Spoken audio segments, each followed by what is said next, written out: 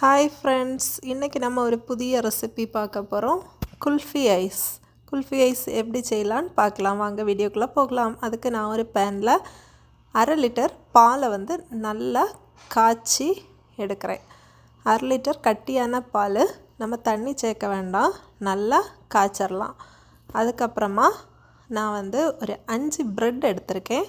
ப்ரெட்டை எடுத்துகிட்டு நம்ம ப்ரெட்டோட சைடு எல்லாத்தையுமே நம்ம கட் பண்ணி எடுத்துடலாம். இந்த ப்ரெட் கிராம்ஸ் பண்ணும்போது நம்ம இந்த ப்ரெட்டோடைய சைடில் அந்த டோஸ்டான பகுதி நமக்கு தேவை கிடையாது. அதனால் நான் கட் பண்ணி எடுத்தாச்சு. இப்போ பாருங்கள், நம்ம ப்ரெட்டை சூப்பராக சைடெல்லாம் கட் பண்ணி எடுத்துட்டோம். இனி இந்த ப்ரெட்டை நம்ம என்ன பண்ண போகிறோம்னா ப்ரெட் கிராம்ஸ் ஆக்க போகிறோம். அதாவது இதை சின்ன சின்னதாக பிச்சு மிக்ஸி ஜாரில் போட்டு அரைச்சி எடுத்துடலாம். அப்போ நமக்கு ப்ரெட் கிராம்ஸ் ரெடி ஆயிரும்.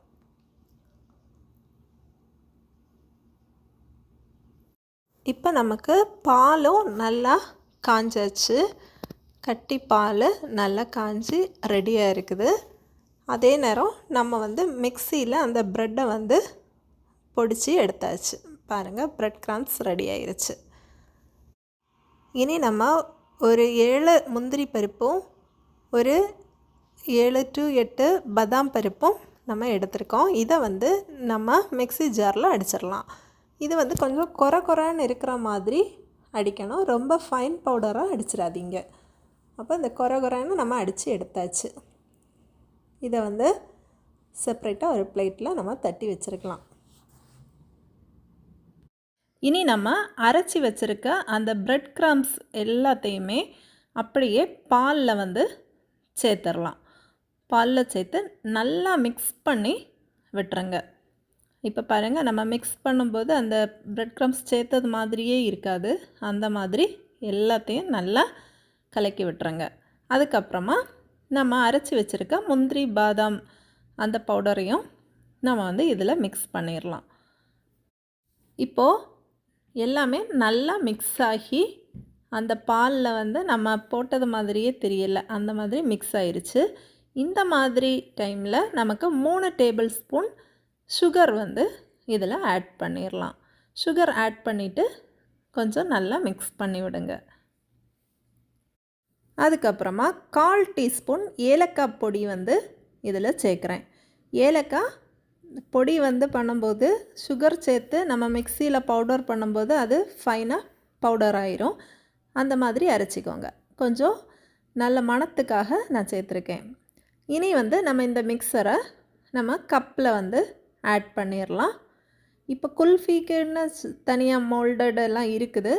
இப்போ நான் கப்பில், ஸ்டீல் கப்பில் எடுத்திருக்கேன். இந்த மாதிரி கப்பை ஃபில் பண்ணிடலாம். எவ்வளோ வேணுமோ, எவ்வளோ பெரிய சைஸில் வேணுமோ அந்த அளவுக்கு நம்ம கப்பில் ஊற்றிக்கிடலாம். இந்த மாதிரி எல்லா கப்லேயுமே ஃபில் பண்ணிவிட்டு ஒரு கவர் வச்சு அதை க்ளோஸ் பண்ணிடுங்க. அந்த கப்பை க்ளோஸ் பண்ணி விட்டுருங்க. க்ளோஸ் பண்ணிவிட்டு நமக்கு ஐஸ்கிரீம் ஸ்டிக் யூஸ் பண்ணி அதில் சென்டரில் நமக்கு இன்சர்ட் பண்ணி வச்சா போதும். இப்போது நம்ம எல்லா குல்ஃபியும் கவர் பண்ணியாச்சு.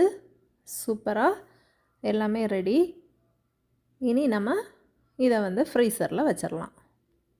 இப்போ ஃப்ரீசரில் வச்சுட்டு ஒரு 5 to 6 hours இருக்கட்டும்.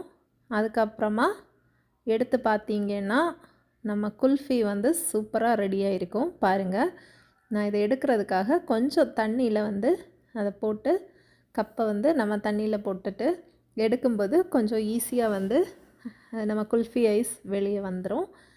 இப்போ பாருங்கள், நம்ம சூப்பரான குல்ஃபி ஐஸ் வீட்டிலையே செய்யலாம். பிள்ளைங்களும் ரொம்பவே விரும்பி சாப்பிடுவாங்க. சூப்பர் டேஸ்ட்டாக இருக்கும்.